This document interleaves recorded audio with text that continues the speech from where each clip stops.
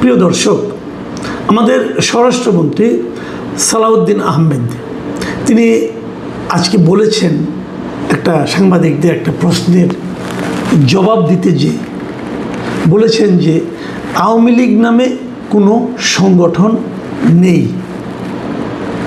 এবং এটা বলার পর তাকে প্রশ্ন করা হয়েছিল যে আওয়ামী লীগের প্রতিষ্ঠা বার্ষিকী উপলক্ষে কিছু বলবেন কি না। এরকম একটা প্রশ্নের জবাব উনি বলেছেন আওয়ামী লীগ নামে কোনো সংগঠন নেই, তাই নিষিদ্ধ আওয়ামী লীগ উল্লেখ করার কথা জানান তিনি। মানে উনি বলতে বলেছেন যে আপনারা যে প্রশ্নটা করছেন এটা আওয়ামী লীগ কথাটা বললেন না, নিষিদ্ধ আওয়ামী লীগ বলেন। মানে আওয়ামী লীগ নামে কোনো সংগঠন নাই। কথাটা কেমন লাগলো আপনাদের কাছে? এটা কি আপনাদের কাছে খুব সেন্সিবল একটা স্টেটমেন্ট মনে হলো, অথবা এটা কি সালাউদ্দিন সাহেব কিন্তু খুবই প্রাজ্ঞ লোক, অভিজ্ঞ লোক এবং জ্ঞানী লোক, এবং উনি ঢাকা ইউনিভার্সিটি আইনের ছাত্র ছিলেন, আইনের উপর ওনার অগাধ জ্ঞান, এবং জাতীয় সংসদে আমরা প্রায়ই দেখি উনি আইন বিষয়ক অনেক প্রশ্নের জবাব দেন। নিজে স্বরাষ্ট্রমন্ত্রী কিন্তু আইন বিষয়ক, সংবিধান বিষয়ক অনেক প্রশ্নের জবাব, ম্যাক্সিমাম প্রশ্নের জবাব উনিই দেন। কাজে ওনার জ্ঞানের মাত্রা নিয়ে আমার কোনো প্রশ্ন নেই। আমার খালি কেবল প্রশ্ন যে আওয়ামী লীগ নামে কোনো সংগঠন থাকবে না কেন?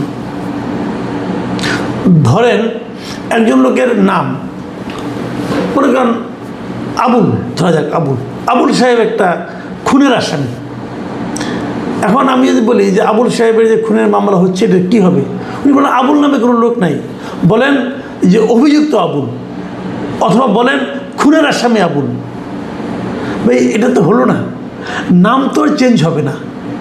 আওয়ামী লীগ কিন্তু জামাতকে নিষিদ্ধ করেছিল শেষ দিকে এসে, বিএনপির বিরুদ্ধে নানা ধরনের অভিযোগ ছিল আওয়ামী লীগের, এবং তারা বিএনপিকে নানা ধরনের অভিযোগে অভিযুক্ত করতো। তো তখন কি তারা বিএনপি বলতো না, নাকি বলতো অভিযুক্ত বিএনপি? এটা কেমন কথা হলো? একটা দল, তার দলের নাম তো থাকবে। আওয়ামী লীগ বলতে কোনো সংগঠনই নাই, এই কথাটা উনি কী করে বললেন আমার বুদ্ধিতে কুলায় না, আমি এটা বুঝতে পারি না। এটা কি ক্ষমতার দাপট নাকি অন্য কোনো কারণে নাকি তুচ্ছতা ছিল? দেখেন রাজনীতিতে এই আওয়ামী লীগ আমলে আমরা দেখেছি, আওয়ামী লীগের শাসন আমলে দেখেছি ওবায়দুল কাদের সাহেব অথবা হাসান মাহমুদ সাহেব বিএনপিকে খুবই তুচ্ছতা ছিল, নানা ধরনের স্টেটমেন্ট দিতেন। এবং আমি নিজে বহুবার বলেছি যে এটা গণতন্ত্রের ভাষা হতে পারে না। একটা দল তাকে আপনি এইভাবে তুচ্ছতাচ্ছিল্য করতে পারেন না। আপনি আজকে ক্ষমতায় আছেন, কালকে থাকবেন না, এবং তাই হয়েছে। ওনারা এখন ক্ষমতায় নাই। এখন যারা ক্ষমতায় এখন আছেন ওনারা কি ওই ওবায়দুল কাদের, হাসান মাহমুদকে অনুসরণ করবেন, নাকি প্রকৃত গণতান্ত্রিক ধারাকে অনুসরণ করবেন? আচ্ছা, আওয়ামী লীগ বলতে কোনো সংগঠন নাই, তাহলে আগামীকালকে 23শে জুন উপলক্ষে এক সপ্তাহের জন্য দেশের 6টা জেলায় সেনাবাহিনী নামাইলেন কেন? আওয়ামী লীগ বলতে তো কিছু নাই, তা নামাইলেন কেন? যে জিনিস নাই তাকে দমন করার জন্য, অথবা তাকে কন্ট্রোল করার জন্য, তাকে ভয় পেয়ে আপনাকে সারা দেশে সেনাবাহিনী নামাতে হলো।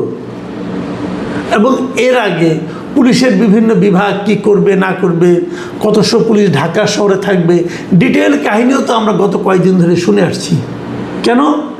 যে সংগঠন নাই সেই সংগঠনের প্রতিষ্ঠা বার্ষিকীকে থামানোর জন্য ভয় পেয়ে আপনারা এই একদম যুদ্ধ রব নিয়েছেন, যুদ্ধ সাজ করেছেন, অথচ যার জন্য করেছেন সেরকম কোনো সংগঠন তো এক্সিস্টই করে না। তাহলে কেন ভাই? এই যে বিষয়গুলো না, এই বিষয়গুলোকে আমার কাছে গণতান্ত্রিক মনে হয় না। আওয়ামী লীগের রাজনৈতিক কার্যক্রম নিষিদ্ধ করা হয়েছে। কে করেছে? অন্তর্বর্তীকালীন সরকার করেছে। অন্তর্বর্তীকালীন সরকার যেটা ছিল এই ডক্টর ইউনূসের, তারা প্রথমত আওয়ামী লীগের বিরুদ্ধে একটা মামলা করতে চেয়েছে, এবং সেই মামলা করার জন্য আওয়ামী লীগ দল হিসেবে আওয়ামী লীগের বিরুদ্ধে মামলা করার জন্য তারা সন্ত্রাস বিরোধী আইনটাকে চেঞ্জ করে ওখানে সংশোধনী এনে বলেছে যেমন আগে যেমন সন্ত্রাস বিরোধী আইনে যদি কেউ সন্ত্রাস করে তাহলে তার ব্যক্তির বিরুদ্ধে মামলা হতো। এখন এই ব্যক্তির সঙ্গে সত্তা যুক্ত হয়েছে, মানে এখানে রাজনৈতিক দলের বিরুদ্ধেও মামলা করা যাবে।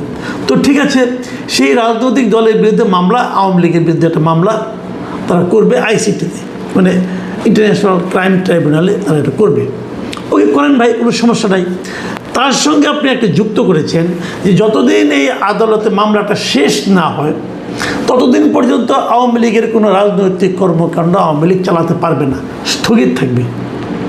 তার মানে এখান থেকে কয়েকটা জিনিস। এক নম্বর হলো যে আওয়ামী লীগ নামে কোনো সংগঠনকে কি নিষিদ্ধ করা হয়েছে? হয় নাই। কিন্তু যদি মামলার ফল, মামলা যদি বিচারক বলে যে না আওয়ামী লীগ তার স্বাভাবিক রাজনৈতিক কর্মকাণ্ড, আওয়ামী লীগ ঠিক আছে, কোনো সমস্যা নেই, আওয়ামী লীগকে নিষিদ্ধ করা হলো না, তাহলেই তো আওয়ামী লীগ আবার আঠে চলে আসবে। এবং এই বিচারের রায় পর্যন্ত হয়তো আওয়ামী লীগের কার্যক্রম আপনি নিষিদ্ধ করে দিয়েছেন আপনার নির্বাহী আদেশের মাধ্যমে। তো নির্বাহী আদেশের মাধ্যমে একটা রাজনৈতিক দলের কর্মকাণ্ড নিষিদ্ধ করাটা কি গণতান্ত্রিক? অন্যরা কে কী বলবে আমি জানি না, আমার কাছে এটা গণতান্ত্রিক মনে হয় না। কিন্তু আইনটাকে আমি কালো আইন মনে করি। ধরলাম কালো আইন, কিন্তু আইন তো, আইনকে তো আমি আবার অস্বীকার করতে পারবো না, আইনকে অমান্যও করতে পারবো না, কিন্তু আমি আইনকে অমান্য করতে চাচ্ছিও না। কিন্তু আমার কথা হলো এই মামলা আপনি কতদিন রাখবেন? আওয়ামী লীগের বিচার সম্পন্ন করতে আপনি যদি 10 বছর লাগান, এই 10 বছর ধরে কি আওয়ামী লীগ এখন রাজনৈতিক কর্মকাণ্ড দেশে করতে পারবে না? আপনি এই আইন জারি করতেছেন, আচ্ছা করেন, এই আইন আপনি বাস্তবায়ন করতে পারবেন? আওয়ামী লীগ সম্পর্কে কোনো ধারণা আছে? আওয়ামী লীগ কত লোকে আওয়ামী লীগ করে আপনি জানেন? এত লোককে আপনি এই 10 বছর 15 বছর চুপ করে রাখতে পারবেন? আমি কতগুলো প্রশ্ন করছি জনাব সালাউদ্দিন আহমেদ এবং আপনার মতো যারা চিন্তা করেন তাদেরকে বলছি। আপনি 10 বছর 15 বছর আওয়ামী লীগের মতো একটা বৃহৎ রাজনৈতিক দলকে আপনি কথা বলতে দিবেন না, কোথাও কাজ করতে দিবেন না, পারবেন? এত সহজ? বাংলাদেশের ইতিহাস কি আপনারা জানেন না? আওয়ামী লীগ নিজেও তো জামাতকে নিষিদ্ধ করেছিল, পেরেছে রাখতে? পেরেছে? বিএনপিকে প্রায় নিষিদ্ধ করে দিয়েছিল, বিএনপিকে সন্ত্রাসী দল, অমুক দল, তমুক দল, কত কিছু বলেছে। বিএনপি জনপ্রিয়তা কি এতে বেড়েছে না কমেছে? বাংলাদেশে আওয়ামী লীগকেও এর আগে অনেকবার নিষিদ্ধ করা হয়েছিল, সামরিক শাসকরা করেছিল পাকিস্তান আমলে। এই সমস্ত যতবার নিষিদ্ধ করা হয়েছে ততবার কি একটা দলের জনপ্রিয়তা বাড়ে না কমে? কোনো অভিজ্ঞতা তো আপনাদের আছে রে ভাই, এটা তো এমন না যেটা আপনি জানি আপনারা কেউ জানেন না, তা তো না, আপনারা তো জানেন। তাহলে কেন আমি সবসময় বলি যে আপনারা কেন এগুলি ইনভাইট করছেন? দেখুন 23 তারিখে আওয়ামী লীগ একটা প্রতিষ্ঠা, তাদের একটা 77তম প্রতিষ্ঠা বার্ষিকী হবে। 77 বছরের পুরনো একটা দল, কিন্তু এদেশের একদম আনাচে কানাচে পর্যন্ত এই দলের সমর্থকরা আছে। তারপরেও 2024-এর আগস্ট মাসে, জুলাই মাসে যে আন্দোলন হয়েছিল সরকার বিরোধী, সেই আন্দোলনের তোরে তারা ভেসে গিয়েছিল। কারা ভেসে গিয়েছিল? আওয়ামী লীগ ভেসে যায়নি, ভেসে গিয়েছিল আওয়ামী লীগের যে নেতৃবৃন্দ ছিল, যারা আওয়ামী লীগকে দখল করেছিল, তারা ভেসে গিয়েছিল। আওয়ামী লীগের যে দুর্নীতিপরায়ণ, দুর্বৃত্ত প্রবৃত্তির যে নেতৃবৃন্দ ছিল, যে লিডারশিপ ছিল, তারা ভেসে গিয়েছে। তারা কিন্তু ম্যাক্সিমামই বিদেশে আছে, পালিয়ে গেছে। আওয়ামী লীগের সভাপতি, সাধারণ সম্পাদক, সাংগঠনিক সম্পাদক, যত সেন্ট্রাল কমিটি যত লোক আছে, তারা কেউ নাই দেশে। কেন নাই? এই কারণে তারা এত এত অপরাধ করেছে, এত এত অন্যায় করেছে, তারা চিন্তা করেছে দেশে থাকলে তাদের সমর্থন তারা পাবে না। ওই সময় যদি আওয়ামী লীগকে আসতে দেওয়া যেত, যে আওয়ামী লীগ এখন মাঠে থাকবে, জনগণ সিদ্ধান্ত নেবে আওয়ামী লীগ থাকবে কি থাকবে না, সেটা হতো সবচেয়ে গ্রহণযোগ্য একটা পথ। কিন্তু অন্তর্বর্তীকালীন সরকার ডক্টর ইউনূসের নেতৃত্বে ওই সময় তারা ম্যাক্সিমাম সময় পরিচালিত হয়েছে জামাত এবং এনসিপি দ্বারা, এবং এদের উর্বর মস্তিষ্ক থেকে বের হয়েছিল যে আওয়ামী লীগকে নিষিদ্ধ করতে হবে। ভাই, আজকালকার দিনে এই গণতান্ত্রিক বিশ্বে একটা পলিটিক্যাল পার্টিকে এভাবে নিষিদ্ধ করা যায় না। এই জিনিসটা বোঝার মতো মেধা, মিনিমাম বুদ্ধিশুদ্ধি আপনাদের যে কেন নাই, এই জিনিসটা আমি বুঝি না। যত আপনারা চাপবেন তত আপনারা ক্ষতিগ্রস্ত হবেন, তত এই দলটার প্রতি মানুষের সিম্প্যাথি বাড়তে থাকবে। সেটা এরই মধ্যে আপনাদের বোঝার কথা। অবস্থাটা এখন এমন দাঁড়িয়েছে, জামাত এবং এনসিপি ভয় পাচ্ছে যদি আওয়ামী লীগ কালকে থেকে সক্রিয় হয়ে যায় এবং যদি আওয়ামী লীগকে বৈধতা দেওয়া হয় রাজনীতি করার জন্য, তাহলে জামাত এনসিপি তো আওয়ামী লীগের তোরে ভেসে যাবে রে ভাই। এবং বিএনপির একটা অংশ কিন্তু সেটা চায়। জামাত এনসিপি যেরকম মাঝে মাঝে উত্তেজনাপূর্ণ কথাবার্তা বলে, বিএনপির একটা অংশ কিন্তু চায় এখন যে আওয়ামী লীগ আসুক, এবং এদেরকে সাইজ করার জন্য বিএনপি কিছু করবে না, আওয়ামী লীগই যথেষ্ট। এবং এরই মধ্যে অনেক এনসিপির নেতৃবৃন্দকে আমি দেখেছি, তাদের কথাবার্তায় যতটুকু বুঝেছি, তারা একজন নিরাপত্তাহীনতায় পর্যন্ত আক্রান্ত। তারা মানে তাদের অবস্থান কতটা দুর্বল, এবং এই দুর্বল দলগুলি আবদার করতেছে যে আওয়ামী লীগকে আসতে দেবে না। আবদার করেন ভাই, কোনো সমস্যা নাই, আপনাদের আবদার বাস্তবায়িত হোক, সরকার করুক, তাও আমার কোনো ব্যাপার না, এটা তাদের ব্যাপার, আপনার ব্যাপার। কিন্তু আমি যতটুকু বুঝি, এইভাবে আপনার আওয়ামী লীগকে মানে তাদের কর্মতৎপরতা, তাদের মানে কাজকর্ম, তাদের অবস্থানকে আপনারা কিন্তু নিষিদ্ধ করতে পারবেন না, এতে আমার কোনো সন্দেহ নেই। এবং আগামী দিনগুলোতে যেটা হবে, 6টা জেলা আমরা দেখেছি অলরেডি কী কী করা হয়েছে। 6টা জেলায় কিন্তু, এবং এটার একটা যুক্তি দিয়েছেন স্বরাষ্ট্রমন্ত্রী, তিনি বলেছেন যে কয়েকটি জেলায় কার্যক্রম নিষিদ্ধ আওয়ামী লীগের তৎপরতা বৃদ্ধি পাওয়ার প্রেক্ষিতে এইড টু সিভিল পাওয়ারের আওতায় সেনা মোতায়েন করা হয়েছে। এই এলাকাগুলি কোনগুলি? Dhaka, Chattogram metropolitan area, Gazipur metropolitan area, Narayanganj জেলা, গোপালগঞ্জ জেলা ও ফরিদপুর জেলা, এই 6টা জেলা। আচ্ছা, অন্য জেলাগুলি করলেন না কেন? অন্য জেলাগুলি কি আওয়ামী লীগের তৎপরতা নাই আপনাদের? তো আমি জানি না কালকে 23 তারিখ আওয়ামী লীগের কোনো কর্মসূচি আছে কি না, থাকলে কীভাবে আছে, এগুলো নিয়ে আলোচনা আমার ব্যাপার না। কিন্তু আমি যেটা বলতে চাচ্ছি যে আগামীকালকে কী হবে, এটা নিয়ে কিন্তু মানুষের মধ্যে এক ধরনের আতঙ্ক তৈরি হয়েছে, উদ্বেগ তৈরি হয়েছে।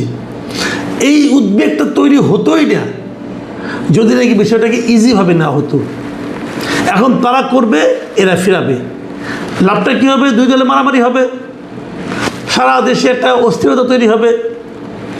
সরকারের যে পুলিশ বাহিনী যেটা আছে, পুলিশ বাহিনী, সেনাবাহিনী, যাদেরকে আমরা আমাদের কষ্টার্জিত টাকা থেকে ট্যাক্স দিয়ে তাদেরকে পালি, তাদেরকে এখন ব্যবহার করা হবে এই দেশেরই আরেকটা পলিটিক্যাল পার্টি যারা ওয়ার্কার আছে, কর্মী আছে, তাদের বিরুদ্ধে। তারা কারা? তারা কিন্তু আমাদেরই বন্ধুবান্ধব, আমাদেরই আত্মীয়স্বজন, ছোট দেশ রে ভাই। একই পরিবারের মধ্যে আওয়ামী লীগ আছে, বিএনপি আছে, জামাত আছে। এখন আমার পরিবারের জামাত এবং বিএনপির লোকেরা আমার পরিবারের আওয়ামী লীগের লোকজন ভিতরে পিটাবে। ভাই, আমরা কি এই দেশ চেয়েছিলাম? আমরা চেয়েছিলাম আমাদের পরিবারের সকল দলের লোক থাকবে, সবাই যার যার কথা বলবে, মানুষ সিদ্ধান্ত নেবে কে সঠিক কে বেঠিক, এবং তারপর যাদের পক্ষে যাবে তারা দেশ পরিচালনা করবে 5 বছরের জন্য। 5 বছর পরে আবার নির্বাচন হবে। কিন্তু আপনারা ঠিক করেছেন কি, আপনারা একটা পক্ষকে কথাই বলতে দিবেন না, রাস্তায় বেরোতে দিবেন না। এটা তো গণতন্ত্র নয়, এই দেশটা আমরা চাইনি। যদি কেউ অপরাধ করে থাকে, যেই করুক সে, তারা আপনি বিচার করেন, তারা একটা বিচার করেন, কিন্তু আপনাকে দলটাকে আপনি কিছু করতে দেবেন না, এটা তো হয় না। আমি একটা এক্সাম্পল দিয়ে আলোচনা শেষ করব। এই এক্সাম্পলটা আমি আরও অনেকবার দিয়েছি, তবু আরেকবার দিই। ধরা যাক একটা বাস চাপা পড়ে একজন লোক মারা গেল, আপনারা কাকে দায়ী করবেন? যে চালক তাকে, নাকি রাস্তাটাকে, নাকি বাসটাকে? সবাই দায়ী হতে পারে। বাসটা ব্রেক ফেল করতে পারে, চালক বেপরোয়া চালাতে পারে, রাস্তা ভাঙাচোরা হতে পারে, যে কারণে বাসটা ঠিকমতো চলতে পারে নাই, সবই হতে পারে। তো আপনারা বিচার করে দেখবেন কী হবে। এখন ধরা যাক বাসটাই নষ্ট ছিল, ধরা যাক, আপনি কী করবেন? বাসটাকে আগুন দিয়ে জ্বালাই দেবেন? বলেন, আর বাসটাকে রিপেয়ার করবেন, তাই তো? যদি চালকের কারণে হয়, চালকের বিচার হবে, আইনে যা সেই বিচারটা হবে।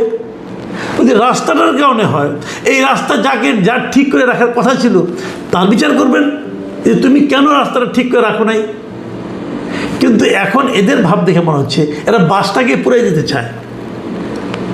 বাসটা পুরোনোর ব্যাপার না, বাসটা রিপেয়ার করার ব্যাপার। যদি বাস দায়ী হয়, দায়ী সাধারণত চালক হয়। আওয়ামী লীগ আজকের রাজনৈতিক দল না, এই দলের এই যে গত জুলাই আগস্টে যা ঘটেছে এবং তার আগে পূর্ববর্তী 10 বছর ধরে যা 14 পর থেকে যা ঘটেছে, এই প্রত্যেকটা কাজের জন্য দায়ী হলো আওয়ামী লীগের নেতৃত্ব। ওই সময় আওয়ামী লীগ যারা নেতৃত্বে ছিলেন, সেন্ট্রালে থাকেন, জেলা পর্যায়ে থাকেন, উপজেলা পর্যায়ে থাকেন, সকল নেতা কর্মীকে আপনি সকল নেতাকে, যত এমপি ছিলেন, মন্ত্রী ছিলেন, সকল নেতাকে আপনি আইনের আওতায় আনেন, আমার কোনো আপত্তি নাই। কিন্তু আপনি দলটাকে বলবেন দলটাই খারাপ, এই অতি সরলীকৃত সিদ্ধান্ত দেশের সংখ্যাগরিষ্ঠ মানুষ মানবে কিনা এটা নিয়ে আমার সন্দেহ আছে।